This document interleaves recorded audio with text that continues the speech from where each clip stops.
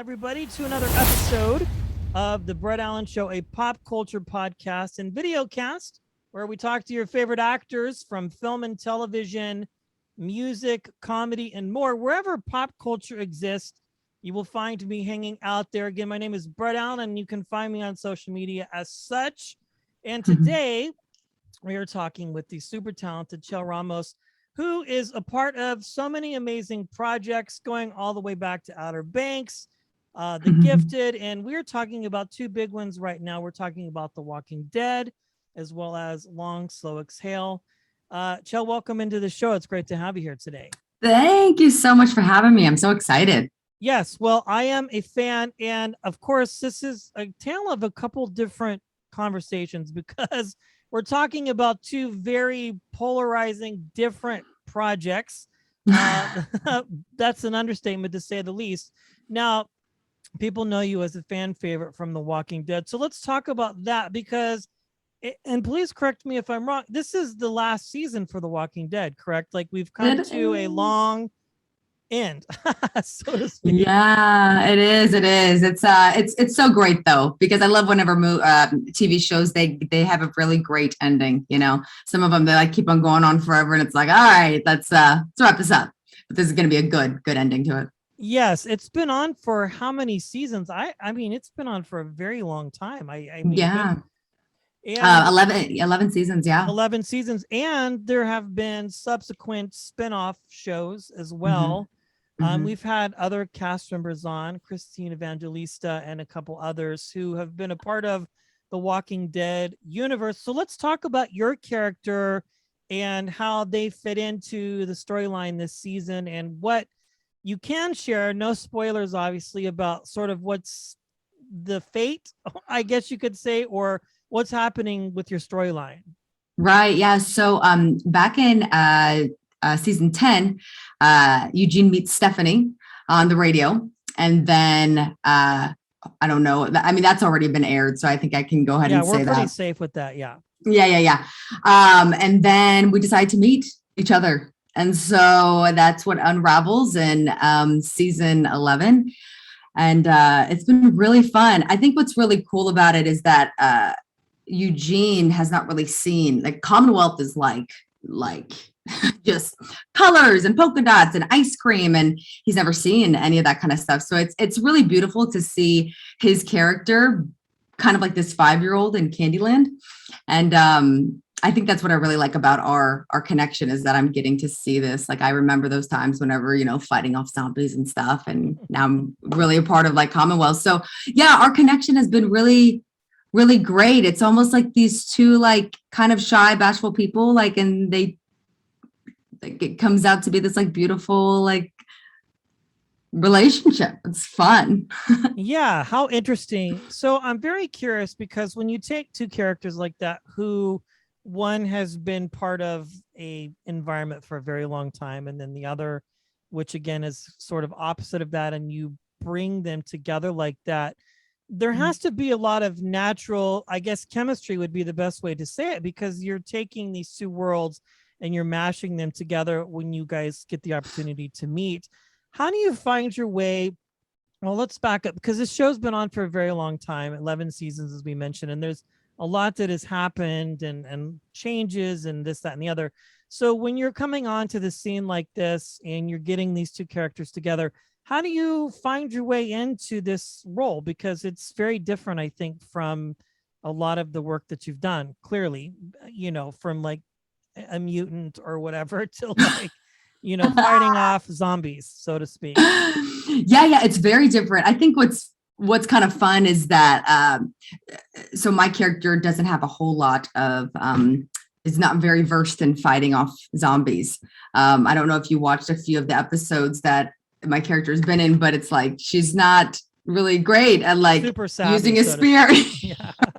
Right, exactly. So it's been fun though, because it's actually made me like turn off, because Stephanie's a very different character, like you said, than when I've played. I'm used to like, you know, being the one chick in all the group of guys, or the one that, you know, is very tough. And this one, Stephanie's a bit more on the like, oh, I don't really know, and a little bit shy and a little bit, not street savvy at all. Yeah. But there's hope. We'll see what happens, right? Because we don't Right. really know. But Yeah. yeah, that I find that whole show so fascinating. And I had read stories, I don't know, probably within the last few years that even because you guys are filming in Atlanta, right? Is that where you're Right. still okay? Are you still filming at the Tyler Perry Studios, or have you guys kind of moved on from that and are just filming in Atlanta itself? Because that whole state just has engulfed the Walking Dead universe. It's crazy how much um, they've been involved and the state's been involved, and just it's really kind of been a major source of income, so to speak, for the whole thing. Oh yeah, it's been great. Georgia has blew up like in the past, like, 8 years. I never shot at the Tyler Perry Studios. We're over there in like Senoia, Georgia. Okay. That's where we're Okay. at. Yeah, it's like an hour and a half, like south from Atlanta. Yeah, I mean, what he heard about what was going on, I think initially he was kind of like, I don't know about that, but then watched the show and has been very involved in the past bringing that show to life. But yeah, Oh, yeah. Georgia has blown up really and is becoming a Yeah. hotspot for television and things like that. So that's great. Excited to see what happens next for you and your character. Let's Thank shift you. gears here to a very different project. I don't believe this one has been released yet. There's a little bit of information. Long, slow exhale. Let's talk about that because it's very different from The Walking Dead. Yeah, it's very different. I don't know how much I can say about it, but I can say that it is about this. I really love it because it's about this camaraderie of female basketball players, and Yes. like not just what goes on the court, but like what happens in their personal lives. And I think it's really a great, not just for females, but like, what there's so much involvement with like football players and basketball players and hockey and all of that. And then to kind of peek in and see what they go through in their personal lives. To me, it's a very cool dynamic and something that like is not really known on TV like right now. Yeah. And these girls everybody on there is just very good actors. And a lot of them I believe they don't have a huge amount of credits, but they're just so natural on screen. It's great. And my character is very fun. It's another character that I have not played. It's my first time playing like a young mom on a TV show. So that's kind of fun. And my sister has 4 kids, so I've like always asked her the questions like, well, what would you do here? So it's been great. Yeah. I love it. That's very fascinating. Yeah, there's been a lot of buzz and releases about it. I think you've pretty much covered what you probably can talk about. So Yeah. that's forthcoming. Of course, you have that.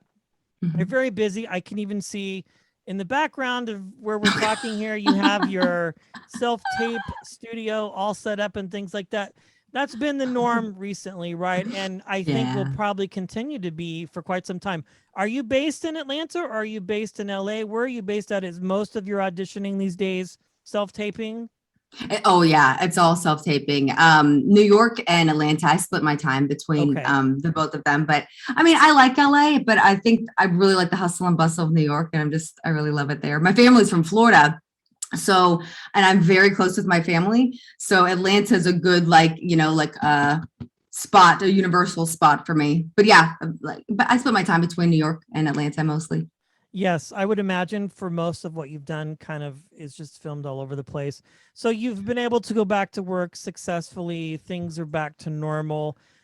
I ask a lot of the actors this question. How has your experience been filming outside of all the madness that's happened and getting back onto set again and just sort of adjusting to like what the new normal is? Yeah, I mean, so Outer Banks, we started filming like in the middle of it all. I think it was August. Yeah. And we were one of the first ones from Netflix to go back. And I mean, every set that I've been on since with Long Slow Exhale, Walking Dead, and Outer Banks, they've all been really, really like making sure that we're following the rules. But everybody's very just nice at not. I've heard some stories where people are like, "Oh, put your mask on," and I have not had to do that, but like, but everybody has been very, very, very conscious of everybody's health. So I'm very fortunate for that. Yeah. Yeah, I think Outer Banks and like one other show maybe were the first to go back and really kind of start paving the way, and really kind of set the standard for what other productions would look like, Mhm. once they were able to go back. So yes, of course, Outer Banks, we can't forget that. So many projects in the can.